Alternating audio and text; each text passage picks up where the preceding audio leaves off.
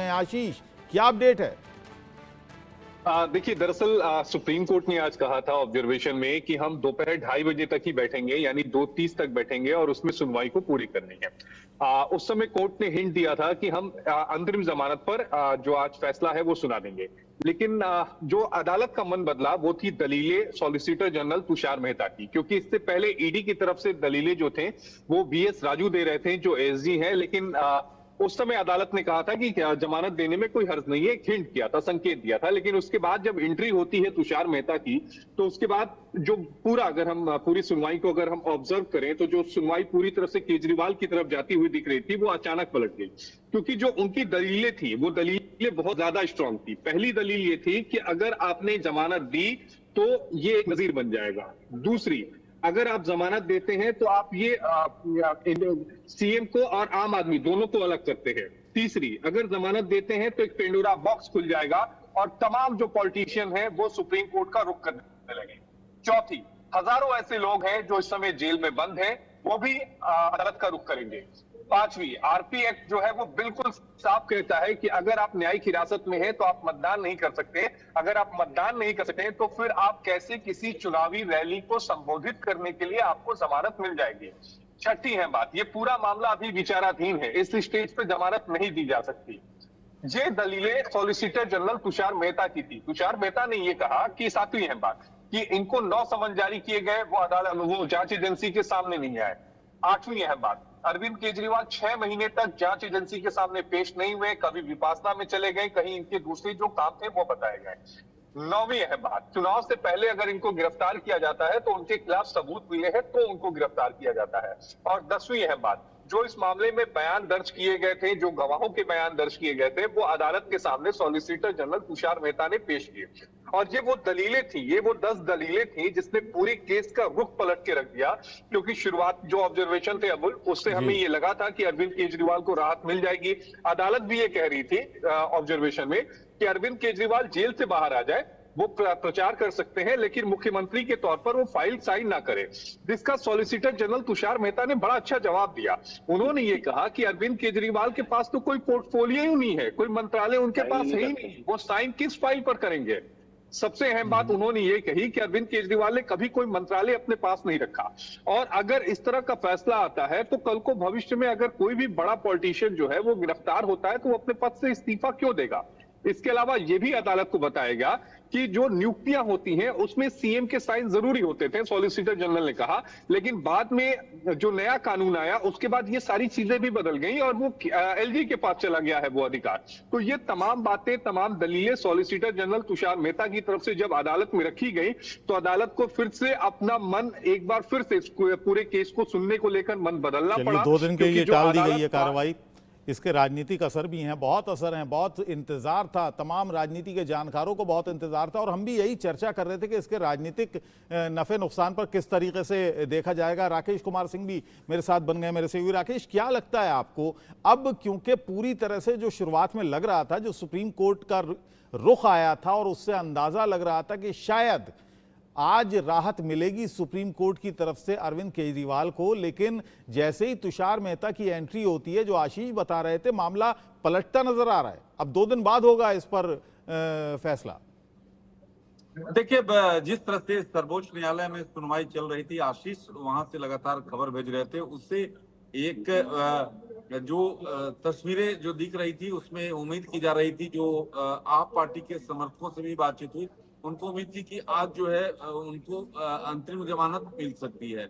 लेकिन जो महत्वपूर्ण बात यह है, और दिल्ली में आपने देखा कि प्रचार जो है जोर शोर से शुरू हो चुका है और सर्वोच्च न्यायालय ने जो मुख्य बातें कही कि सर्वोच्च न्यायालय ये देख रहा है कि क्या सही और क्या चीजें कर सकते हैं, क्योंकि अगर चुनाव है तो चुनाव में स्थितियां को ध्यान में रखते हुए इस पर विचार किया जा सकता है। तो ऐसे में जो दलील और एसजी ने जो कि इसका विरोध कर रहे थे अरविंद केजरीवाल के जमानत को लेकर, तो इसमें जो बातें जिस तरह से लगातार अंदर खाने जो सुनवाई में सामने आ रही थी, इससे जो है ये जरूर जो है आज आप पार्टी को उम्मीद थी कि आज जो है अंतरिम जमानत पर फैसला आ सकता है, अरविंद केजरीवाल जो है उनको राहत मिल सकती है। लेकिन अब 9 तारीख तक जो है, 9 तारीख को फिर उसमें सुनवाई शुरू होगी, तब जो है क्या आखिरकार सर्वोच्च न्यायालय की बेंच फैसला लेती है, ये देखना होगा। लेकिन राजनीति में ये जरूर है कि दिल्ली में जिस तरह से आरोप प्रत्यारोप का दौर चल रहा है, आपने देखा कि कैंडिडेट जो हैं आप पार्टी के प्रचार उन्होंने शुरू कर दिया है, और जो दल हैं यानी बीजेपी के नेता भी जो हैं लगातार प्रचार में संलग्न हैं। तो ऐसी स्थिति में अरविंद केजरीवाल अगर आज बाहर आते तो इस सीधे तौर पर आप ये मान कर चलिए कि आप पार्टी ने पूरी तैयारी कर रखी थी कि किस तरह से अरविंद केजरीवाल बाहर आते हैं, उसको लेकर किस तरह से उनकी खाका तैयार थी। जी आलोक जी अभी यही बात कह रहे थे, आशीष आपके जोड़ने से पहले हम यही चर्चा कर रहे थे, और आलोक जी ने जो सबसे बड़ी बात कही थी, सबसे पहले जो बात कही थी वो यही बात कही थी कि इसको एक नजीर बना लिया जाएगा, और शायद यही चीज सबसे स्ट्राइकिंग दलील थी तुषार मेहता की तरफ से। आलोक जी शायद आपकी बात सुन ली। नहीं सर, मेरी बात नहीं, मैं तो जो कि एक रिपोर्टर रहा हूँ सुप्रीम कोर्ट में। अभी आपको उल्टी बात भी बताता हूँ, जैसा मैंने कहा था, एक शराब नीति को लेकर के भगवती जी पहले इतना निगेटिव अप्रोच उनका, निगेटिव मतलब ऐसे सवाल थे कि लगा मुझे कि अर्जुन सिंह वाले मामले में जब तो राज्यपाल बन चुके थे इसलिए आसानी से सजा नहीं होती, लेकिन उन्हें बाद में वो फैसला बदल गया। बाद में कई आरोप लगे जस्टिस भगवती पर, वो अलग बात है, मैं उस पर नहीं जाऊंगा। लेकिन ये है कि ऐसा लगता है कि हो रहा है, सजा हो जाएगी और छूट जाता है। ऐसे ही छूट रहा है और सजा हो सकती है, क्योंकि कानून तो सुप्रीम है। आशीष जी मुझसे ज्यादा कानून जानते हैं, और इसीलिए उन्होंने जो तुषार मेहता की बात कही, इसीलिए मेरा कहना है कि हमें जो रिपोर्टर की कवर करते रहे हैं तो देखते हैं कि हम तुरंत उत्साही न हो। टीवी मीडिया ऐसा है कि अभी कई हेडलाइन चली, अरविंद केजरीवाल छूट रहे हैं, और जैसा राकेश जी कह रहे थे, कई जगह तैयारी चल रही थी उनका जुलूस बिहार से कैसे निकलेगा। देखिए इतना हम तो ये कहते हैं, मैं तो बार बार ये कहता हूँ कि आप अदालत का फैसला है, जनता का फैसला, पहले से प्रोडक्ट मत करिए। जनता वोट डालते समय भी मैं जा रहा हूँ और जाते समय में राकेश जी के बजाय आशीष जी को वोट डाला होगा, किसको मालूम है। वो चाहे छोटा प्रेस क्लब का चुनाव हो या देश के प्राइम मिनिस्टर का चुनाव हो। अमित शाह जी पसीने क्यों बहा रहे हैं, या राहुल गांधी क्यों बहा रहे हैं, प्रियंका गांधी क्यों जा रहे हैं कि भाई आखिरी मिनट तक मैं 2 वोट पे भी फर्क पड़ेगा मेरे जाने से तो अच्छा है, मेरा भाई जीतेगा। तो मेरा ऐसा मानना है कि अदालत को लेकर के मैं जरूर कहूंगा ये नजीर बनना देश के लिए, दुनिया के लिए मानदंड होगा, क्योंकि ऐसे कितने एनजीओ के नाम पर देखिए फाइलें जो दी गई है, आप मेरा ख्याल आशीष जी जरा बता देंगे आपको, उनसे फाइल मंगाई गई और इसके 2 घंटे का बीच में विराम हुआ, और मैं तो यहाँ बैठा हूँ बाहर, इसलिए आशीष जी बताएंगे कि क्या अदालत को वो फाइल ईडी ने या तुषार मेहता जी की तरफ से दे दी गई है जिससे वो प्रमाण कुछ उनको मिल जाए। तो इसका उल्टा नतीजा भी सोच लीजिए अबुल जी, जितना हाइप किया गया है। लेकिन यहाँ पे नजीर बनने पर एक लाइन अबुल जी नहीं कह रहा हूँ।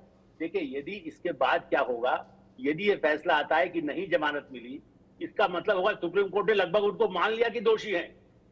इतना पीक पर ले जा करके जब आप करते हैं तो नीचे उतनी ही दूर से गिरता है। ये खतरा अरविंद केजरीवाल के वकील नहीं समझ पा रहे। अभिषेक सिंह भी बहुत विद्वान है, मैं कह रहा हूं, लेकिन इस तरह के केस पे फंसा करके आज भी हेराल्ड केस क्यों फंसा हुआ है। यदि कंपनी नहीं बनाते तो उससे ज्यादा पहले विनीत जी से मैं एक पूछ लेता हूं। विनीत जी से सुप्रीम कोर्ट के वकील हैं। विनीत जी, यहाँ पर बात हो रही है कि एक नज़ीर बन जाएगी, एक नज़ीर बन जाएगी जो आगे तक के लिए एक सुप्रीम कोर्ट की नज़ीर पेश की जाएगी कि स्पेशल जो सरकमस्टेंसेस हैं उसमें इस तरह की जमानत बहुत सारे लोग फिर मांगने लगेंगे। लेकिन यहाँ पर सवाल यह है कि जो सजा याफ्ता मुजरिम हैं उनको भी शर्तों के साथ पैरोल दी जाती है। जी बिल्कुल बिल्कुल। देखिए बात यहाँ पे हो गया था, अगर हम अरविंद केजरीवाल इस केस की बात करें, बिल्कुल अलग अलग तरीके से कंडीशंस के साथ क्या कंडीशन इंपोज की जा रही है, कंडीशन के साथ बेल दी। अगर हम अरविंद केजरीवाल की बात करें तो अरविंद केजरीवाल केस में एक बहुत बड़ी चीज है जो अभी पहले भी सुनने को मिली है और मुझे लगता है आगे शायद सुनने को दोबारा मिल सकती है। अभी जो परसों अब जो हियरिंग डेफर हुई है उसके बाद अरविंद केजरीवाल सीएम है, और अगर अरविंद केजरीवाल को इंटरिम बेल दी जाती है तो क्या उसका इम्पैक्ट जो गवाह अभी तक जिन्होंने गवाही दी है उनकी स्टेटमेंट पे नहीं हो सकता, कोई इन्फ्लुएंस नहीं कर सकते, जो किसी भी या प्रॉपर बेल देते हुए बहुत बड़ी कंडीशन होती है। साथ में चुनाव चल रहे हैं, चुनाव के अंदर क्या इस चीज को किस एक्सटेंट तक जो भी प्रक्रिया, कानूनी प्रक्रिया जो अब तक चली है, जैसे कि अरविंद, जैसे कि आम आदमी पार्टी ने अपना स्लोगन भी रखा कि जेल का जवाब वोट से देंगे, तो क्या इस चीज को, पूरे जो लीगल सिस्टम है, इस चीज को कोई पॉलिटिसाइज जिस तरीके से पहले किया जा रहा है उससे ज्यादा नहीं किया जाएगा? जी तो ये चीजें मुझे लगता है बहुत इंपॉर्टेंट है। हमारा नहीं, लीगल पॉलिटिसाइज तो देखिए, क्योंकि पॉलिटिकल व्यक्ति हैं, पॉलिटिक्स, चुनाव, देश में चुनाव चल रहा है, तो देखिए ये सारी मैं उसी चीजें चीज तो को कहना चाह रहा था कि लीगल सिस्टम को जो अब तक हुआ उसको पॉलिटिसाइज करना, ठीक हाई है। कोर्ट का जजमेंट, सुप्रीम कोर्ट का जजमेंट, उनको पॉलिटिसाइज करना वो गलत होगा। और इस मुझे शर्त लगता है पर कि ये संजय चीज सिंह को भी जमानत मिली, इस शर्त पर कि वो इस केस के बारे में कोई कुछ नहीं कहेंगे। राकेश कुमार सिंह मेरे सहयोगी मेरे साथ हैं, एडिटर हैं इनपुट के। राकेश के पास बहुत सारी प्रतिक्रियाएं आ रही होंगी, क्योंकि मामला राजनीतिक है तो बहुत सारी प्रतिक्रियाएं आना लाजमी है इस पूरे मामले पर। क्या किस तरह की प्रतिक्रियाएं अभी तक मिली हैं? अनम्यूट कीजिए। लेकिन सबसे महत्वपूर्ण बात यह है कि केजरीवाल के वकील जो हैं अभिषेक मनु सिंघवी की दलील मैं सुन रहा था, जो आशीष भेज रहे थे। क्या केजरीवाल को जमानत मिलने के बाद वह सरकारी फाइलों पर दस्तखत करेंगे या मुख्यमंत्री होने के नाते दिशा निर्देश देंगे, ये पीठ ने पूछा था। इस पर सिंघवी ने कहा कि उनके मुवक्किल जो हैं दिल्ली शराब नीति मामले में किसी तरह के हस्तक्षेप नहीं करेंगे। कोर्ट ने कहा कि हम नहीं चाहते कि वह सरकार के कामकाज में हस्तक्षेप करें। साथ ही साथ केजरीवाल के वकील ने ये भी बातें, महत्वपूर्ण बातें कही कि उनके मुवक्किल आतंकवादी नहीं है, वो कानून तोड़ने वाले नहीं है। तो जस्टिस संजीव खन्ना और जस्टिस दीपांकर दत्ता की पीठ जो कि इस मामले में सुनवाई कर रहे हैं, ईडी की ओर से एएसजी एसवी राजू ने कहा कि जब तक हमने इससे जांच शुरू की थी तो हमारे जांच सीधे तौर पर केजरीवाल के खिलाफ नहीं थी, इसलिए शुरुआत में उनसे जुड़ा एक भी सवाल नहीं पूछा गया। जांच उन पर केंद्रित नहीं थी और जांच के दौरान उनकी भूमिका सामने आई है।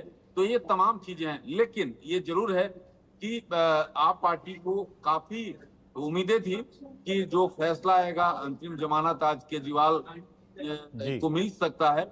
लेकिन अब ये 9 तारीख तक इस मामले की सुनवाई होगी। चलिए आशीष से पूछ लेते हैं अब आगे क्या होगा। क्या इसमें और बहस होने की गुंजाइश है या आप सिर्फ सीधा सीधा फैसला आएगा पॉजिटिव और नेगेटिव? आशीष।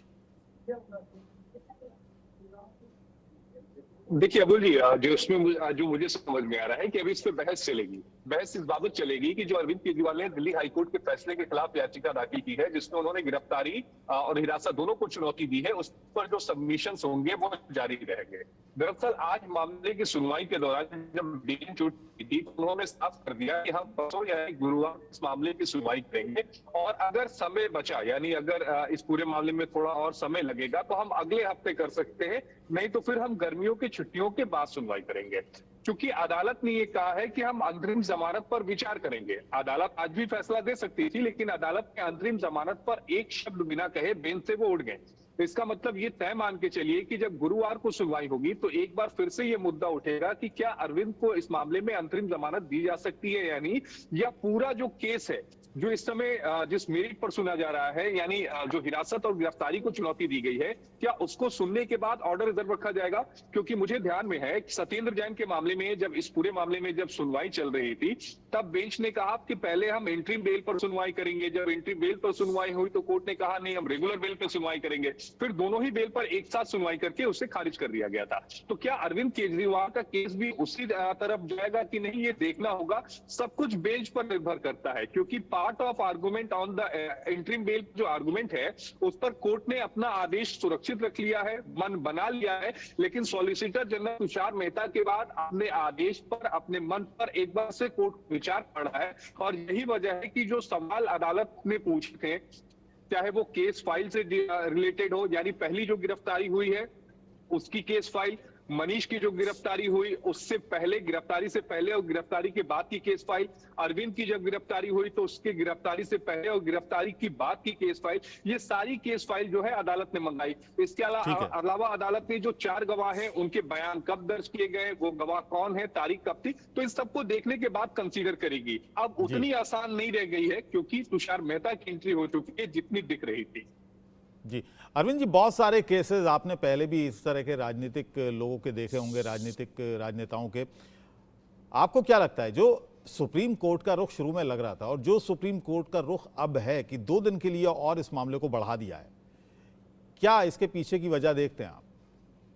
नहीं, आर्गुमेंट जब तुषार मेहता ने दिए हैं जो बहुत सिलसिलेवार गिनवाया हमारा लीगल करस्पॉन्डेंट, 10 पॉइंट हैं, वो 10 पॉइंट लीगली काफ़ी वैलिड पॉइंट हैं। लेकिन अदालत का जो पहले का व्यवहार है, वो तुषार मेहता के पहले का, वो अदालत के मूड को भी बताता है। वो ऐसा नहीं है कि वो सारी चीज़ें पलट गई, फैसला रुक गया है लेकिन सब चीज़ें पलट गई हों, ऐसा नहीं है।